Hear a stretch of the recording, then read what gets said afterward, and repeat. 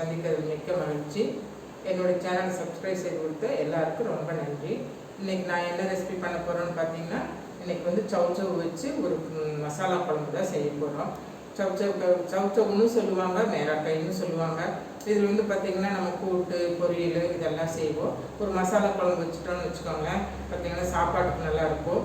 இட்லி, தோசை, சப்பாத்தி எல்லாத்துக்குமே தொட்டுக்கலாங்க. பூரி கூட தொட்டுக்கிறதுக்கு ரொம்ப நல்லா இருக்குங்க. வாங்க இந்த ரெசிபி எப்படி செய்யறதுன்னு பார்க்கலாம். வாங்க இந்த ரெசிபி எப்படி பண்ணுறதுன்னு பார்க்கலாம். இதுக்கு வந்து பாருங்கள், இந்த ரெசிபி பண்ணுறதுக்கு சின்ன சைஸில் 2 காய் எடுத்துருக்குறேங்க. இப்போ இது வந்து மேல் தோலெல்லாம் நம்ம சீவிட்டுங்க நல்ல சின்ன சின்ன பீஸாக போட்டு பார்க்கலாங்க.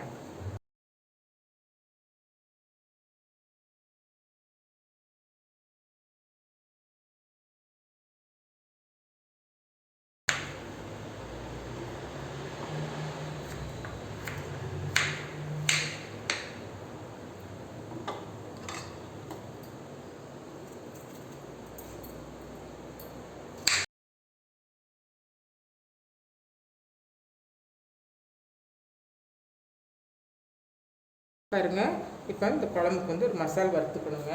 அதுக்கு வந்து ஒரு ஸ்பூன் எண்ணெய் ஊற்றிக்கலாங்க.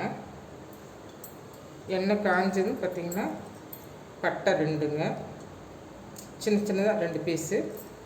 அப்புறம் பார்த்திங்கன்னா ஒரு ஏலக்காய்ங்க. கிராம்பு வந்து ரொம்ப சின்னதாக இருக்குது, அதனால் நான் 3 எடுத்துருக்கேன். பெரிய கிராம்பாக இருந்தால் 2 எடுத்துக்கோங்க போதும்.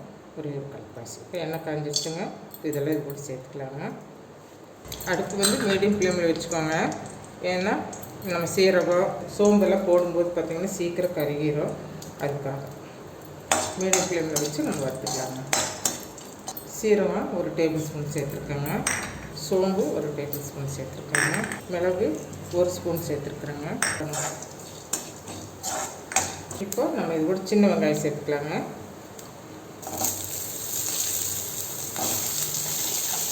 சின்ன வெங்காயம் ஒரு 10-20 வெங்காயம் சேர்த்துருக்குறேங்க. சேர்த்து கொஞ்சம் நல்லா வதங்கி வறுத்துங்க. இப்போ வெங்காயம் வதங்கிடுச்சுங்க. இப்போ வந்து பார்த்திங்கன்னா ஒரு 2 சில்லு தேங்காய் எடுத்துங்க, பொடியை கட் பண்ணி இது கூட சேர்த்துக்கிறேங்க.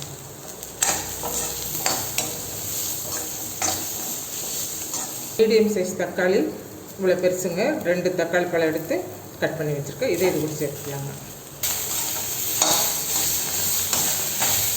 தக்காளியினுடைய மேல் தோல் திரும்பி வர்ற வரைக்கும் வதக்கணுங்க.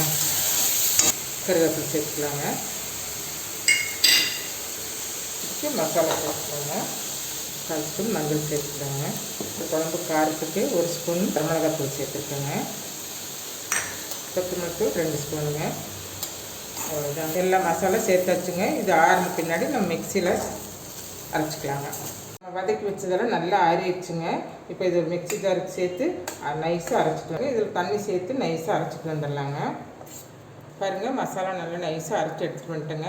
இப்போ குழம்பு தாளித்து விட்டுருலாங்க. வந்து பார்த்திங்கன்னா 2 குழிக்கரண்டி எண்ணெய் சேர்த்துக்கலாங்க. 2 டேபிள் ஸ்பூன் வச்சுக்கலாம்.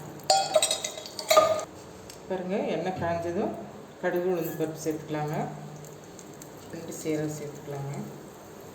பாருங்கள், கடுகு பொரிஞ்சிருச்சுங்க. இப்போ வெங்காயம் தாளிக்கிறதுக்கு வெங்காயத்தை சேர்த்துக்கலாங்க. தாளிக்கிறதுக்கெல்லாம் பார்த்திங்கன்னா வெங்காயம் வந்து பார்த்திங்கன்னா நல்ல ப்ரௌன் கலருக்கு வரணுங்க. அப்போ தான் அந்த குழம்பு நல்ல டேஸ்ட்டாக இருக்கும்.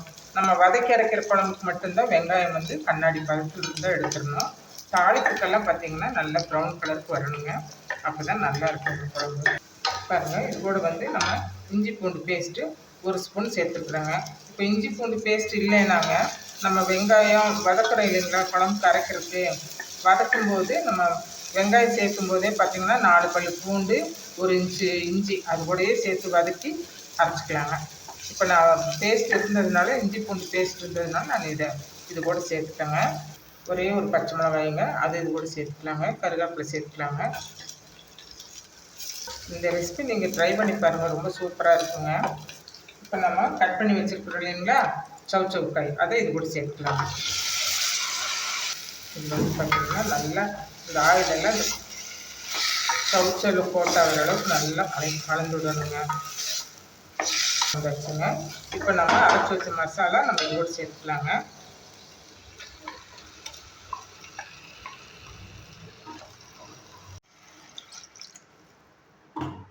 இதுக்கு நம்ம அதிகமாக தண்ணி சேர்த்த வேண்டாங்க. இன்னும் கொஞ்சம் தண்ணி சேர்த்தணும்.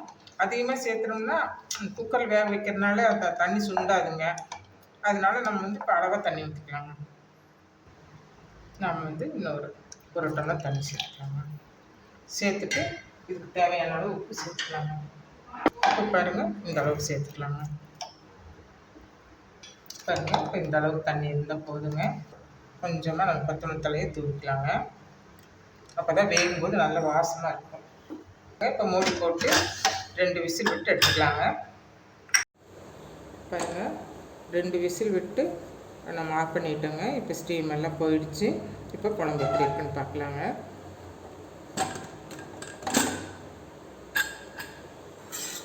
சூப்பராக இருந்துச்சுங்க. இந்த அளவு இருந்தால் தான் நல்லா இருக்குங்க. இப்போ இதை வந்து நம்ம வேறு ஒரு பாத்திரத்துக்கு மாற்றிக்கலாங்க. பாருங்கள், சௌச்சௌக்காய் குழம்பு ரெடி ஆகிடுச்சுங்க. ரொம்ப சூப்பராக இருக்குதுங்க. அதாவது பார்த்திங்கன்னா இந்த நான் வந்து ரெட் சில்லி பவுடர் போட்டு இந்த குழம்பு வச்சுருக்கேன். அதே 1 ஸ்பூன் போட்டது கரெக்டாக இருக்குதுங்க காரம் எல்லாம். உங்களுக்கு ரெட் சில்லி பவுடர் சேர்த்துறதுக்கு இஷ்டம் இல்லாதவங்க வந்து வரமிளகா இருக்கு இல்லைங்களா, வரமிளகா வந்து குழம்பு வதக்கும் போது நம்ம வெங்காயமெல்லாம் வதக்கும் போதே உங்கள் காட்டுக்கு தகுந்த 2 மிளகாயோ 3 மிளகாயும் போட்டு அதோடய வதக்கி ஆட்டிக்கலாங்க. பாருங்கள், இப்போ இந்த சௌச்சௌக்காய் குழம்பு ரொம்ப ரெடி ஆகிடுச்சுங்க. இது பார்த்திங்கன்னா உங்களுக்கு சாப்பாட்டுக்கு ரொம்ப நல்லா இருக்குங்க. சௌச்சௌக்காய் குழம்பு ரெடி ஆகிடுச்சுங்க. ரொம்ப சூப்பராக இருக்குதுங்க. டேஸ்ட் ரொம்ப நல்லா வந்துருக்குதுங்க. நீங்கள் ஒரு முறை இதே மாதிரி இதே அளவுகளோடு இந்த குழம்பு வச்சு பாருங்கள். சாப்பாட்டுக்கு நல்லாயிருக்கும். சொன்ன மாதிரி இட்லி, தோசை, சப்பாத்தி, பூரி எல்லாத்துக்குமே இந்த குழம்பு ரொம்ப சூட்டாகுங்க. பார்த்தீங்கன்னா ஒரு மட்டன் குழம்பு டேஸ்ட் வரும், உங்களுக்கு மட்டன் சிக்கன் குழம்பு டேஸ்ட் வரும். ரொம்ப நல்லாயிருக்கும்.